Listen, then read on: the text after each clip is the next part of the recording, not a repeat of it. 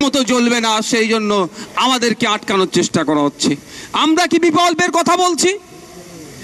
আমরা চিৎকার করে বলছি, বা শুধু আমরা নয়, কলকাতার রাজপথে আজকে 1000 দিনের ওপরে এসএলএসটি থেকে শুরু করে, গ্রুপ ডি থেকে শুরু করে, প্রাইমারি আপার প্রাইমারি থেকে শুরু করে মাদ্রাসা নিয়োগেও যে দুর্নীতি হয়েছে, এই আওয়াজ তুলে বিভিন্ন জায়গায় বিভিন্নভাবে আন্দোলন চলছে। আর মুখ্যমন্ত্রী বা তৎদল বলে আসছেন যে আমরা সততার পথিক, আমরা স্বচ্ছভাবে নিয়োগ করতে চাইছি। আমরা বলি আইএসএফ এর প্রোগ্রামকে আটকাতে হবে, আইএসএফ এর প্রোগ্রাম করতে দেওয়া যাবে না। কোটি কোটি টাকা খরচ করে কোর্টে চলে যাচ্ছে, কিন্তু যে আইনি জটিলতা আছে, কোনো লয়ারকে দিয়ে জটিলতাকে কাটিয়ে যাতে দ্রুত নিয়োগ করা যায়, তার সদিচ্ছা সরকারে দেখতে পাচ্ছি না। উপরন্তু কি দেখছি? কিছু চোর, কিছু চাকরি চোর, কিছু মেধা চোর, যারা তাদেরকে বাঁচাবার জন্য জনগণের ট্যাক্সের কোটি কোটি টাকা দিয়ে তাদেরকে সেভ রাখার জন্য অপচেষ্টা চালাচ্ছে। আমরা অল্টারনেটিভ পলিটিক্সের কথা বলি, বিকল্পের সন্ধানের কথা বলি। আমরা রাজ্য সরকারকে এখান থেকে একটা প্রস্তাব দিতে চাই, আগামী দিনে যে সমস্ত পরীক্ষাগুলো নিয়ে হবে, ওএমআর শিটের একটা কার্বন কপির ব্যবস্থা করা হোক। যে ছেলে মেয়ে পরীক্ষা দেবে, পরীক্ষার শেষে তার কার্বন কপিটা বাড়িতে নিয়ে চলে যাবে। পরীক্ষার শেষে রেজাল্ট আউট হবে যখন, অরিজিনাল যে ওএমআর শিট থাকবে সেটা ওয়েবসাইটের মাধ্যমে আপনার ডাউনলোড করে দেওয়া হবে। পৃথিবীর যে কোনো প্রান্তের মানুষ চাইলে কোন ছেলে ওয়েস্ট বেঙ্গল গভর্নমেন্টের এই সার্ভিসে এক্সামে ওএমআর শিটে কত নাম্বার পেয়েছে তার দেখার সুব্যবস্থা করে দিতে হবে, তাহলেই তো চুরি বন্ধ হয়ে যাবে। শুধু তাই নয়, আমরা সরকারের কাছে প্রস্তাব রাখতে চাই, সততার প্রতীক যাকে বলে, যার অনুপ্রেরণা ছাড়া সিংহে শাবকের জন্ম হয় না, তার কাছে আমরা প্রস্তাব রাখতে চাই, ভাইবা টেবিলে সমস্ত ভিডিওগ্রাফি হোক। যদি সৎ সাহস থাকে, লাইভ স্ট্রিমিং করা হবে ওখান থেকে, কার ছেলেটা কি প্রশ্নের কতটা উত্তর দিতে পারছে এক্সপার্টদের, তার ভিত্তিতে তার নাম্বারটা আসবে, জনমানুষে ছেড়ে দেওয়া হোক। তখন তো বোঝা যাবে চাকরি হচ্ছে না মেধা চুরি হচ্ছে, সেটা আমরা বুঝতে পারবো। কিন্তু আমার মনে হয় সততার প্রতীক এ কাজটা করবে না। যদি সততার প্রতীকে কাজ করে, তার দলে যারা চাকরি বিক্রি করছেন বলে দলে এখনো টিকে আছে, সেই ছিটেফুটা যেগুলো আছে এখন, সেইগুলোও থাকবে না। বন্ধুগণ, আমরা যখন বিকল্পের সন্ধানের কথা বলছি, সরকার যখন ব্যর্থ হচ্ছে, বিরোধীদেরকে বিভিন্নভাবে তাদেরকে আটকানোর চেষ্টা হচ্ছে। কখনো মিথ্যা কেস দিয়ে আটকানোর চেষ্টা হচ্ছে, তো কখনো গুন্ডাগার্দি করে আটকানোর চেষ্টা হচ্ছে, তো কখনো এমন কিছু তথ্যের পরিবেশন এমন কোনো জায়গায় দেওয়া হচ্ছে যাতে বিরোধী শক্তিরাও কিছুটা হলেও দুর্বল হয়ে যাচ্ছে। তাই আমরা বলি, সমাজ ব্যবস্থা পরিবর্তনের জন্য রাজনীতির ময়দানে এসেছি, ক্ষমতা দখল আমাদের স্বপ্ন নয়। আজকে আমাদেরও খারাপ লাগছে, আমাদের যে 2 মাস ধরে কর্মী সমর্থকদের যে আবেগ ছিল, কলকাতায় আসার প্রতিষ্ঠা দিবস উদযাপন করতে চেয়েছিল, হয়তো সেই অর্থে পারছে না।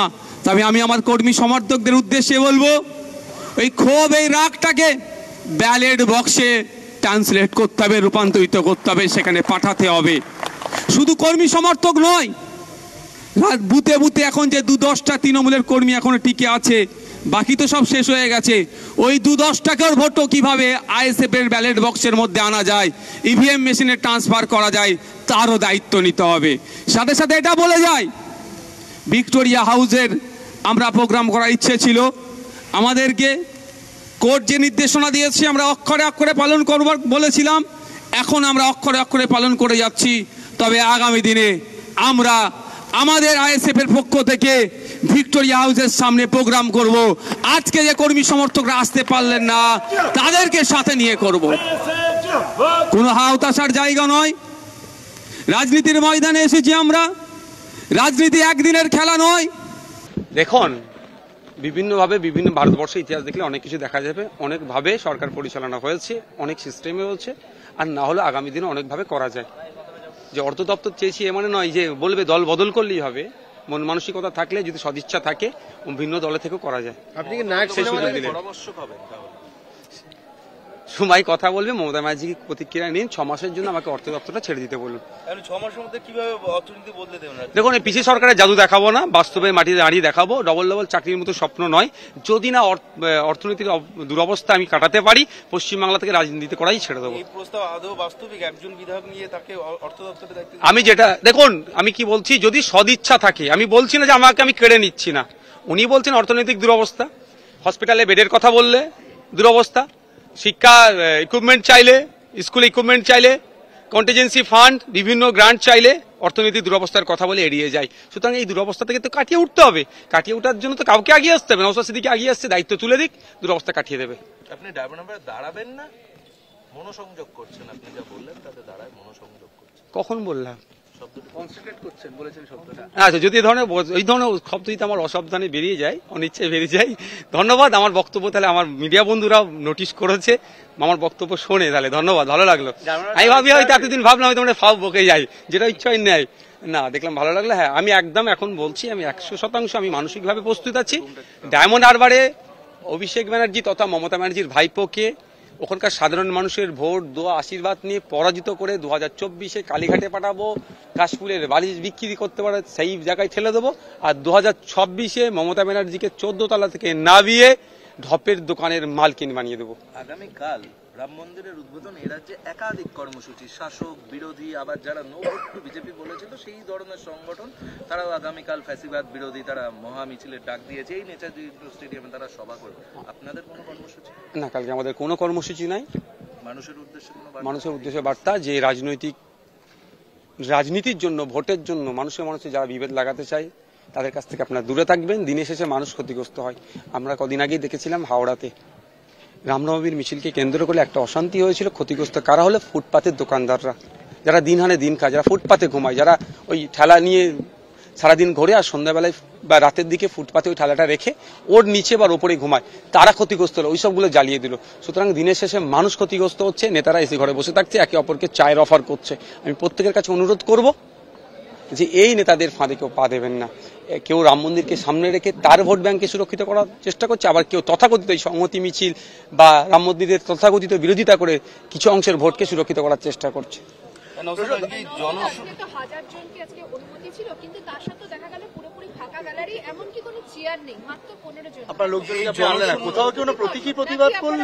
না, এটা প্রতিবাদ নয়, এটা প্রতিবাদ নয়। কোর্ট অর্ডার করেছে এবং তারপরে আমার কাছে খবর ছিল যে পুলিশ অতি সক্রিয়, ক্যামেরা এদিক সেদিক অনেকে লাগিয়েছে। 15টা গাড়ির ব্যাপার ছিল। যদি একটা গাড়ি এক্সট্রা আছে বা একজন যদি বেশি আসে, আমাদের কোর্টের অর্ডারকে ভায়োলেট হিসাবে আমরা করেছি, সেই হিসেবে আমাদের বিরুদ্ধে আবার মামলা হতে পারে। সেই কথা মাথায় রেখে এবং সাথে সাথে দেখুন, এখানে প্রায় 12,000 সিট আছে। আমি আমার কর্মী সমর্থক যদি 1000-এর নিচে নিয়ে আসি, বাকিদেরকে জবাব দিতে পারবো না। সাধারণ মানুষ, গ্রামের মানুষ এটা বলে বুঝাতে পারবো না যে 1000 কোটি অর্ডার দিয়েছে, বলবে এত সিট খালি আছে, 1000 দিয়েছে। ওইটা বুঝতে গেলে একটু সমস্যা হতে পারতো। সেই জন্য আমি সে কথা মাথায় রেখে গতকাল সন্ধ্যা পর্যন্ত আমি ভেবেছিলাম একটা লিমিটেড জায়গা থেকে লিমিটেড লোক নিয়ে আসবো, কিন্তু সেটা হয়ে ওঠেনি।